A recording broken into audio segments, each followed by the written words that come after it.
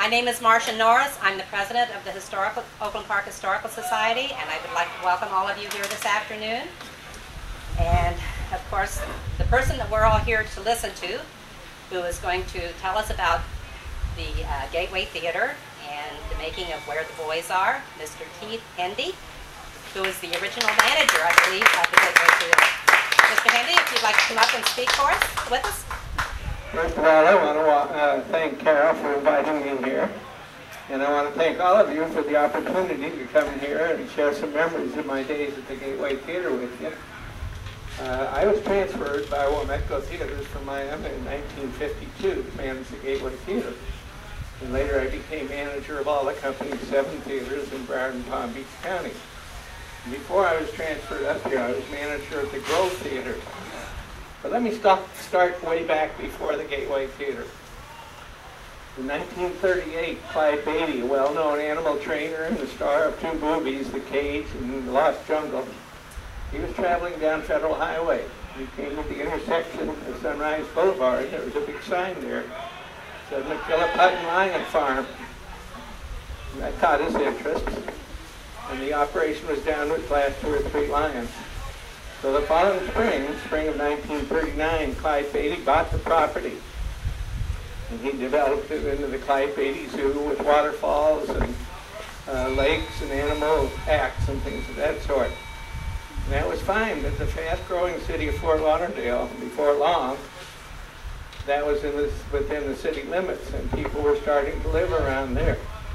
So they would hear lions roar all night, and they would see monkeys flying through the trees, so they complained to the city commission. The city commission passed an ordinance forbidding wild animals within the city of Fort Lauderdale. So Clyde Beatty sold that property in 1945 to a group of men who developed the first suburban shopping center for Fort Lauderdale, the Gateway Shopping Center. And 2 of those men, George Burkhart and Harry Smith, decided they'd build the Gateway Theater.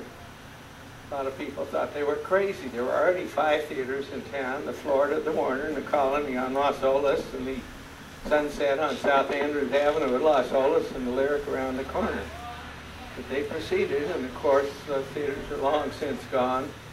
And since then, the Galleria was built, and now it's out of business. And the Coral Ridge Theater, just a few blocks over here, was built too, and now it's a nightclub. But the Gateway continues to thrive, and we're all very happy to see that. Certainly I am. But George Burkhart and Harry Smith were the 2 that built the Gateway Theater. And here's a little bit of trivia for you. The foreman on the job was Bud Starr. And his daughter, Jerry Starr, would later marry Steve Spurrier, the football icon in Florida. And the Gateway Theater had a lot of good new features for the movie-going public. They had what they called a cycloramic screen, zoned air conditioning, and TV lounge out in the lobby. They had what's called the Cry Room. The Cry Room was a special glassed-in room on the 2nd level. It had piped-in sound, so people up there could go with their children, and if the children got loud and noisy, it wouldn't disturb the rest of the audience. The Cry Room, I understand, is still up there. I don't know whether they use it anymore or not. But it was one of the features that was very appreciated by a lot of the audience. Opening night of the Gateway Theater was on March 24th, 1951. And the opening movie was Up Front, a film about Bill Mauldin's World War I and World War II characters, Willie and Joe.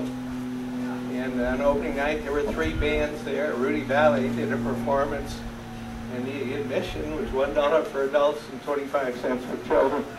And we had some individuals that were ushers at the Gateway that became quite worthy here in our local community. Richard Ungerbuehler was one of them, and he later was the CEO of Federal Millwork. Jack Abdo is an officer with Bank Atlantic, and he and his brother Frank both worked at the Gateway, and they operate a real estate management firm now.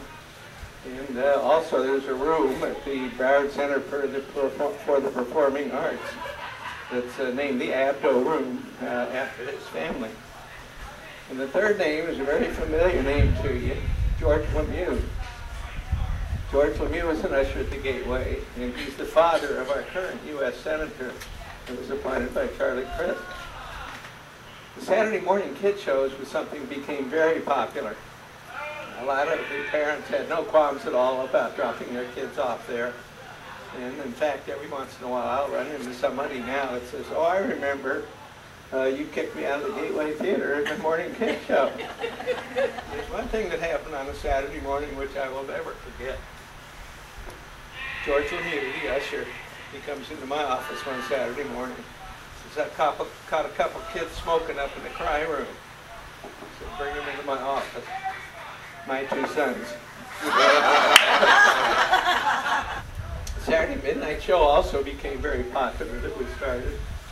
A lot of people would work at night, and then they would want to come by on Saturday night and watch the movies, and it became very successful. And at that time, the school kids seemed to have a penchant for staying up all night after prom. And they still do, for all I know. I don't really know. But so the school authorities came to us and asked would we show them a midnight show. Okay, we'll show them a midnight show after the prom. And the first movie we picked was Yellow Rolls Royce. And somebody had heard that there was something risque in Yellow Rolls Royce, so I had to preview the movie for the school and people and the parents beforehand, and it got the stamp of approval. And of course, according to movies today, it was absolutely nothing. We held the first closed-circuit television production at the Gateway Theater. It was a boxing match between Cassius Clay and somebody. I've been privileged to meet a lot of movie stars while I was in the business, including Angie Dickinson, Jody McRae, Frankie Avalon, and Ed Funicello. And I do remember especially one time that I went to a press conference with Joan Crawford down at the Fontainebleau Hotel in Miami. And I took society writer Ann Fries with me, society writer for the Fort Lauderdale News. And I did a little bit of trivia for you. Ann Fries later married Joe Cole from the sports department, sports writing department. And Ann Cole became a county commissioner, and now there's a nature park in Hollywood named after her. And in spite of all that, none would compare to December 21st, 1960, the world premiere of the movie Where the Boys Are. But first, let me go back and explain a little bit about the spring break phenomenon, which you might not be familiar with. It all started in 1935 when the city of Fort Lauderdale decided to hold a swimming forum at the old casino pool on the beach during the Christmas holidays. They would invite teens, college swim teams from across the country to come and participate. And then the students would go back to their campus, and there would still be snow on the ground, and it would be cold, so they could hardly wait for spring break. And then in 1954, Holiday Magazine wrote an article and declared Fort Lauderdale the best college town in the country, even though we didn't have a college. And in 1959, Time Magazine was interviewing a girl who was down here on spring break. She says, "Why do you come to Fort Lauderdale?" She says, "Because that's where the boys are." So an author, a college professor actually, Glendon Swarthoff, he jumped on that right away, and he wrote the book Where the Boys Are. And in January 1960, the city of Fort Lauderdale officials were advised that they were going to come here and film the movie later that year. And those on hand for the world premiere. Well, let me back up just a little bit. The movie stars present for the world premiere were Paula Prentice, Jim Hutton, Joe Wells, Maggie Pierce, the producer Joe Pasternak, and the writer of the screenplay Don Wells. And of course they came in a few days ahead of the world premiere, and Ed Johns and myself and Forrest Crane, the city publicity director, we all met them at the airport. And when they arrived at the airport, all the movie stars stood up in the airplane door at the top of the steps and threw snowballs at us down on the ground.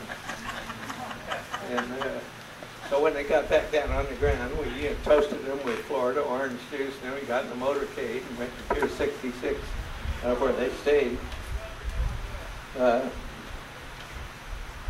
Dolores Hart did not come to the world. She wasn't here for the world premiere, but she came by about 3 years after that to publicize a new movie she had made called Come Fly With Me. And she was amazed at what a difference there had been in just 3 years from when they moved and filmed the movie here in that time.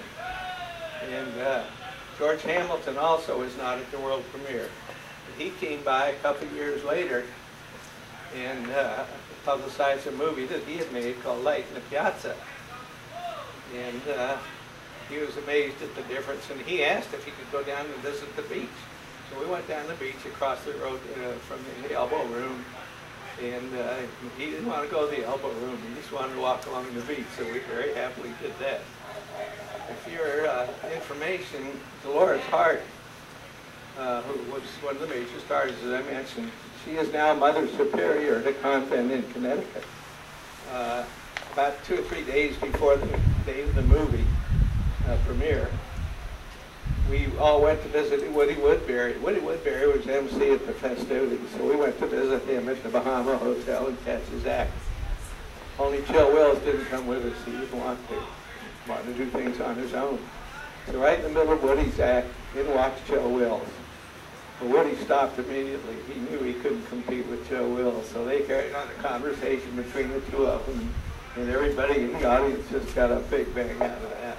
And then just a few months ago, the Memorial Day weekend, the city held a 50th anniversary of the filming of the movie. It was held at the beach right across the street from the Elbow Room. And to announce that, we had a press conference about 2 weeks ahead of that. And who comes driving up with Connie Francis in a red convertible with 3 guys in their skivvies sitting in the back seat, rolled out the red carpet for her. Maybe you aren't aware of it, Connie Francis lives in Parkland.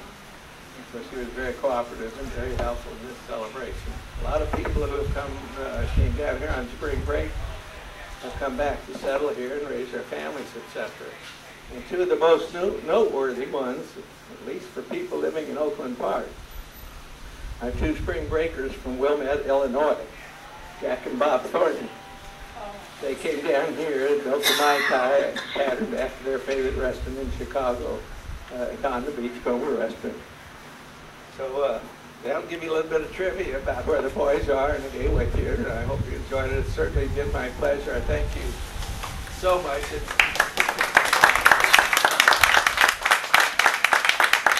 Needless to say, I always enjoy reliving my 15 minutes of fame.